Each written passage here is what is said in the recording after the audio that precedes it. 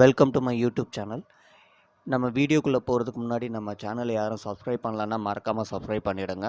அது போக பக்கத்தில் இருக்க பெல் ஐக்கானையும் கிளிக் பண்ணிவிடுங்க. ஸோ வாங்க வீடியோக்குள்ளே போகலாம்.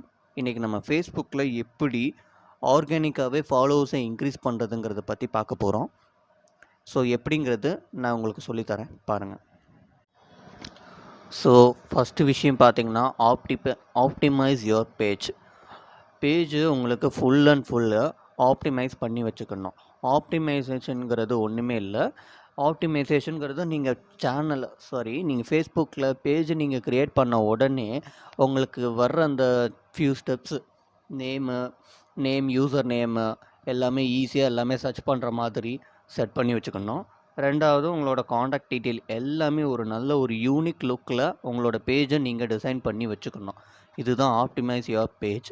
நெக்ஸ்ட்டு ஐடென்டிட்டிங்கிறது உங்கள் பேஜுக்கு நீங்கள் கொடுக்குற ஐடென்டிட்டி. ஸோ நம்ம என்ன கான்செப்ட் சொல்ல வரோம் இந்த பேஜ் மூலமாக, அது எல்லாரும் பார்த்ததும் புரிகிற மாதிரி இருக்கணும்.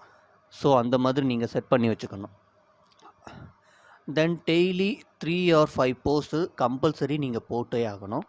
டெய்லி பீக் ஹவர்ஸ்ன்னு வந்து பார்த்திங்கன்னா காலையில் 10:30 to 11:30 அந்த டைம் 10:30 to 11:30 அந்த டைம்லலாம் கொஞ்சம் பீப்புள்ஸ் எல்லாமே நிறைய வியூஸ் எல்லாமே வரும். அதே நேரம் மத்தியானம் நீங்கள் ஒரு போஸ்ட் போடுறீங்கன்னா அதில் பெருசாக எந்த ஒரு வியூஸுமே வராது, எந்த ஒரு அட்ராக்டும் இருக்காது.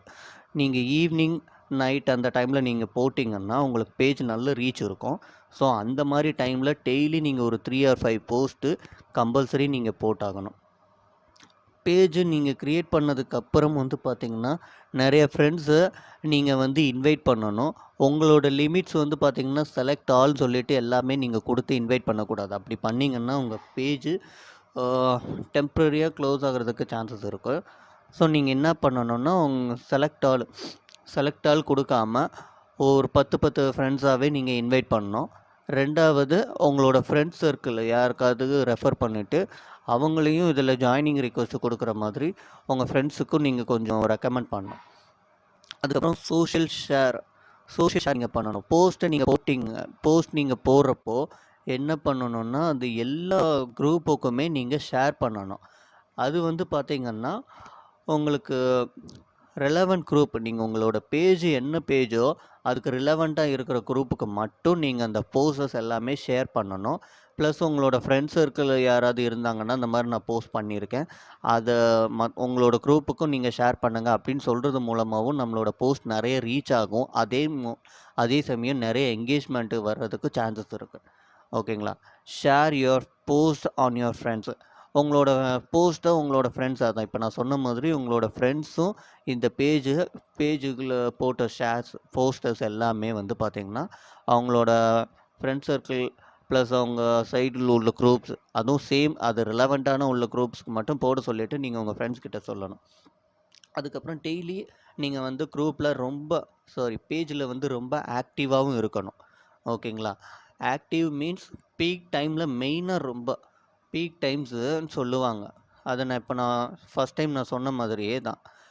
பீக் டைம்னு வந்து பார்த்திங்கன்னா ஃபேஸ்புக்கில் மார்னிங் வந்து ஒரு 10:30 இல்லை ஒரு 11:30 அந்த டைம்லாம் வந்து பார்த்திங்கன்னா மார்னிங் வந்து நீங்கள் ஒரு போஸ்ட் போடுறீங்கன்னா அந்த டைம் வந்து நல்ல ரீச்சர்ஸ் ஆகும். அதே நேரம் மத்தியான டைம், நான் சொன்ன மாதிரி மத்தியான டைம் வந்து எல்லாருமே வந்து பார்த்திங்கன்னா ஆஃபீஸ், ஸ்கூல், காலேஜ்லாம் இப்போ லாக்டவுன் முடிஞ்சு ஓப்பன்லாம் இருக்கிறதுனால யாரும் பெருசாக அந்த டைமில் வந்து ஆக்டிவாக இருக்க மாட்டாங்க. ஸோ நீங்கள் ஈவினிங் ஒரு 6:30 to 7 இல்லை நைட் ஒரு 9:30 to மோர் தென் ஒரு 11 or 12 o'clock வரைக்கும் எல்லாருமே இப்போ நைட் டைம்லாம் ரொம்ப ஆக்டிவாக இருப்பாங்க. அந்த டைமில் நீங்கள் போஸ்டிங்லாம் நீங்கள் போடுறீங்கன்னா உங்களோட போஸ்ட்டுக்கு நல்ல ரீச் இருக்கும், ப்ளஸ் நல்ல என்கேஜ்மெண்ட்டும் இருக்கும். அதே நேரம் நீங்கள் போடுற போஸ்ட்டுக்கு ஒவ்வொன்றுத்துக்குமே ஹேஷ்டேக், அது ரெலவெண்ட்டான இருக்கிற ஹேஷ்டேக்ஸ் எல்லாமே நீங்கள் மென்ஷன் பண்ணணும். அதுவும் ட்ரெண்டிங்கான இருக்கிற ஹேஷ்டேக்ஸ் எல்லாமே இப்போ நீங்கள் போட்டாகணும். லைக் இப்போ ஃபேஸ்புக்கில் வந்து பார்த்திங்கன்னா இப்போ ட்ரெண்டிங்கான ஹேஷ்டேக்ஸ் எல்லாம் நீங்கள் போடுறப்பே உங்களுக்கு மற்ற குரூப்ஸ் எல்லாமே சர்ச் பண்ணி பார்த்திங்கன்னா அதில் எந்தெந்த ஹேஷ்டேக் ட்ரெண்டிங்கில் இருக்குதோ அந்த ஹேஷ்டேக்கை நீங்கள் யூஸ் பண்ணலாம். அது மூலமாக உங்களோட போஸ்ட்டு இன்னும் கொஞ்சம் வியூஸு அதிகமாக வரும். அது மூலமாக நிறைய என்கேஜ்ட் ஆகும். ஓகேங்களா? So next best description.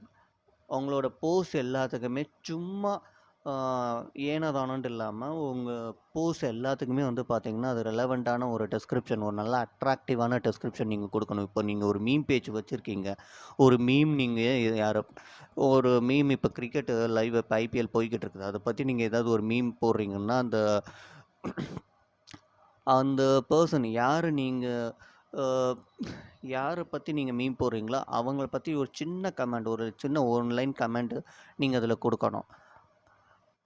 ரெண்டாவது நெக்ஸ்ட் ஒன்று பார்த்தீங்கன்னா ஃபாஸ்ட் ரீப்ளே இருக்கணும். அது வந்து பார்த்தீங்கன்னா உங்களுக்கு உங்கள் சேனலுக்கு உங்கள் பேஜுக்கு வந்து பார்த்தீங்கன்னா நிறைய பேர் கமெண்ட் பண்ணுவாங்க. இண்டிவிஜுவலாக நீங்கள் சோஷியல் ஷேர்லாம் பண்ணியிருப்பீங்க. அதில் வந்து நிறைய குரூப்புக்கு நீங்கள் ஷேர் பண்ணுவீங்க. அந்த குரூப்பில் இருந்து நிறைய கமெண்ட்ஸ் வரும். அது போக நீங்கள் உங்களோட பேஜ்லேயே சில கமெண்ட்ஸ்லாம் வரும்.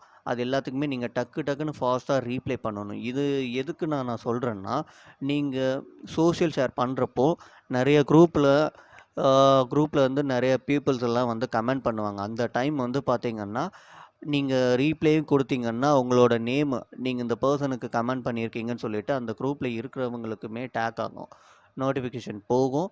ப்ளஸ் அது மூலமாக பார்க்காதவங்க கூட பார்ப்பாங்க.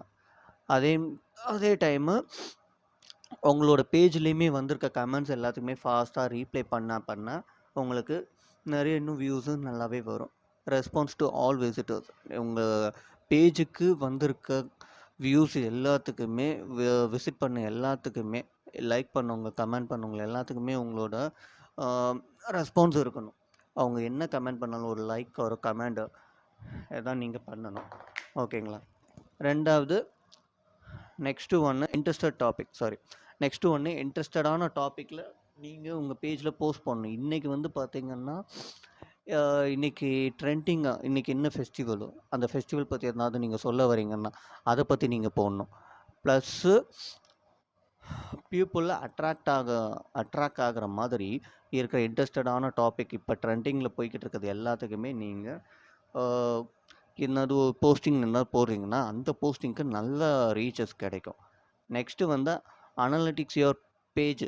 அதாவது பேஜில் வந்து பார்த்தீங்கன்னா எஃபி பேஜில் நீங்கள் போடுற எல்லா போஸ்ட்டுக்கும் சரி, என்ன இதில் ஒரு நாளைக்கு நீங்கள் ஒரு 5-6 போஸ்ட் நீங்கள் போடுறீங்க, 5 வேறு கான்செப்டில் இருக்குது, வேறு டைமில் நீங்கள் போடுறீங்கன்னா எந்த கான்செப்ட்